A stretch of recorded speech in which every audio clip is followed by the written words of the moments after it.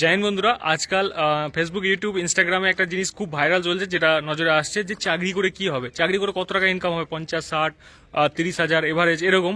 তো হাইয়েস্ট হলে 1 লাখ এরকম কামাতে পারবে। কিন্তু তুমি নিজের ব্যবসা শুরু করো, ব্যবসা শুরু করবে, একদিন নয় 1 বছর সময় দাও, সেই বিজনেসের পিছনে স্ট্যান্ড হয়ে যাবে, সেখান থেকে তুমি করোড়ও কামাতে পারবে। তো তোমাকে 2-4টে উদাহরণ দিয়ে দেবে এরকম, ফির তোমাকে সেই ব্যবসাতে কনভার্ট করে দেবে। তো প্রথমেই আমি বলে রাখি, এইসব জিনিসে একদম পা দিও না। দেখো, সরকারি চাকরির ওপরে কোনো বিকল্প নেই, কারণ আমরা হচ্ছি গরিব ফ্যামিলি বা নিম্নবিত্ত ফ্যামিলির ছেলে। তো সেখান থেকে তুমি যদি একটা বিজনেস শুরু করতে যাও, তোমাকে কমসে কম কিছু না হলেও সব থেকে কম পুঁজি নিয়েও 1 লাখ টাকা নিয়ে নামতে হবে।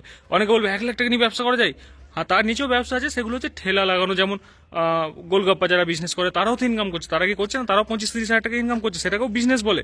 কিন্তু আম্বানি যে বিজনেস করছে সেটাকেও বিজনেস বলে, দুটোই বিজনেস। তো বিজনেসের মধ্যেও পার্থক্য আছে।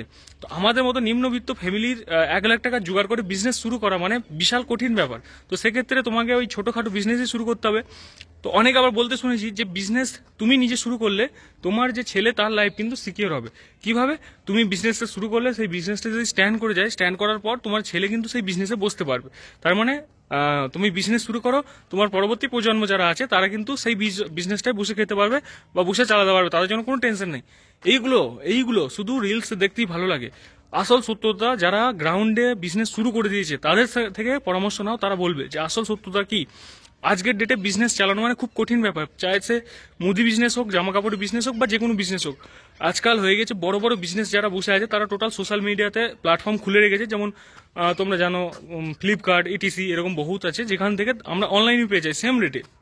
তো সেক্ষেত্রে আজকের বর্তমান সিচুয়েশনে কিন্তু ছোটোখাটো ব্যবসা শুরু করা মানে বিশাল বড় একটা রিস্ক।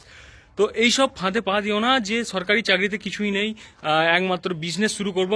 এই থ্রট নিয়ে যদি তুমি নামো না মার্কেটে, তো তুমি ঠোকর খেতে খেতে নিজেই বুঝে যাবে যে বিজনেসে কিছুই নেই। সরকারি চাকরি, যেটা একটা নিম্ন মধ্যবিত্ত বা মধ্যবিত্ত ফ্যামিলির ছেলেদের জন্য সব থেকে বেস্ট অপশন। আমি মানলাম যে তুমি ছোটখাটো অ্যামাউন্ট নিয়ে বিজনেস শুরু করলে, তো তুমি শুরু করার আগে সেই রকম বিজনেস অনেকে করছে, অনেকে বলবে করছে, তার মধ্যে তো অনেকে এগিয়ে যাচ্ছে। হ্যাঁ, ঠিক আছে, এগিয়ে যাচ্ছে, আমি সেটাও মানলাম।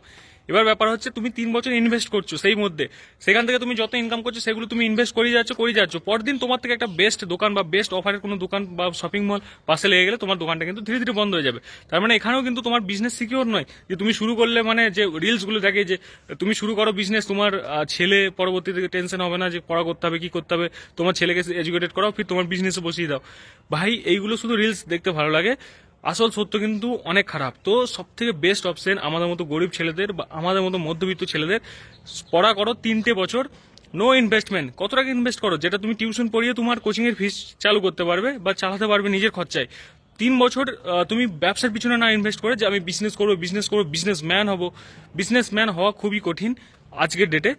তো সব থেকে শর্টকাট প্রসেস হচ্ছে, একজন ক্লাস 10 বা 12 পাস করা ছেলেকে যদি সরকার, সেন্ট্রাল গভর্নমেন্টের যে কোনো চাকরিতে আজকের ডেটে তোমার 30,000-এর উপরেই স্যালারি।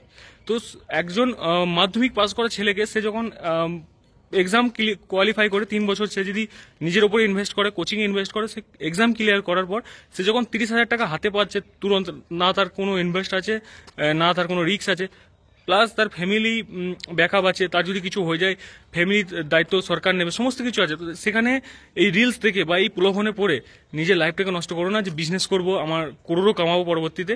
তো একটাই সাজেস্ট, যে পড়াশোনা করো ভালো করে, 3 বছর টাইম দাও নিজের পিছনে, সরকারি চাকরি করো। সরকারি চাকরির উপরে কোনো অপশন নেই। তো আশা করি তোমরা এবার যাদের ভাবছিলে যে এই না হলো এই করবো, ছেড়ে দাও, ভালো করে পড়াশোনা করো।